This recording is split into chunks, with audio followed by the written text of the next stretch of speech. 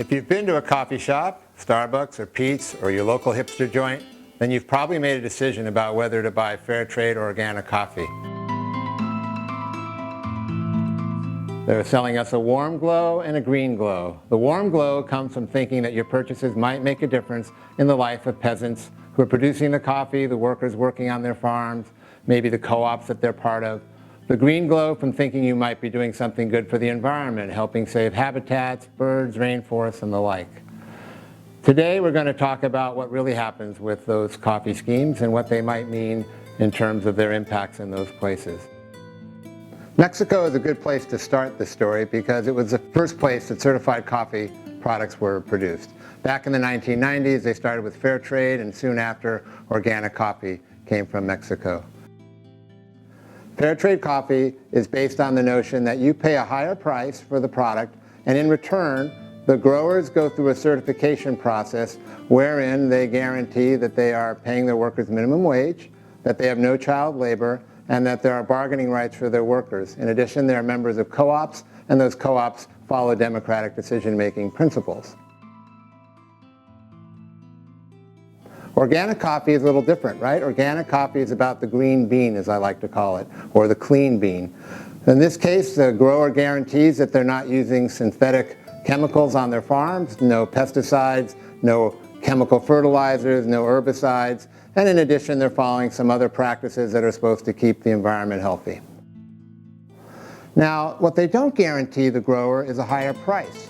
So while you pay a higher price, the grower may or may not get a higher price. The fair trade certification guarantees the grower a minimum price. And for the last 20 years, market prices have been well above that minimum price.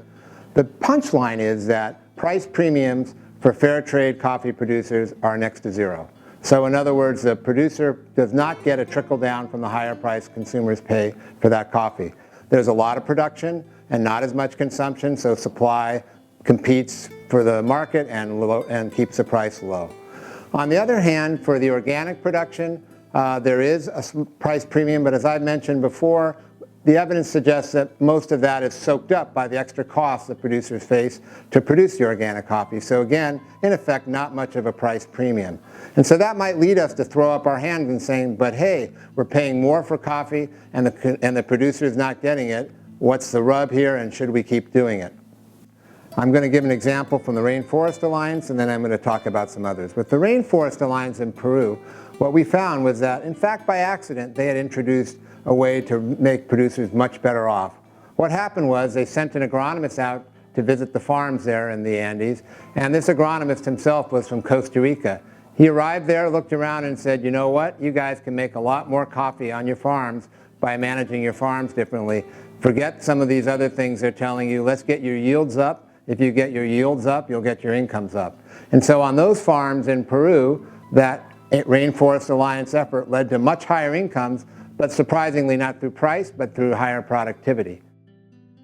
Their certification scheme emphasizes trying to ensure that the water quality and surrounding habitat of the environment around the coffee farms is sustained at a level that is healthy for the animals and other plants around them. That's not all that these programs can offer, though, and that's not all that they do. As we discussed with the Rainforest Alliance example, there can be efforts that help the farmers improve their productivity. That can help improve incomes by giving them more output at lower cost that goes along with whatever price they get to make for better profits. It can also impact positively on the community because these programs often provide support for schools, healthcare, recreation, and other activities in the community.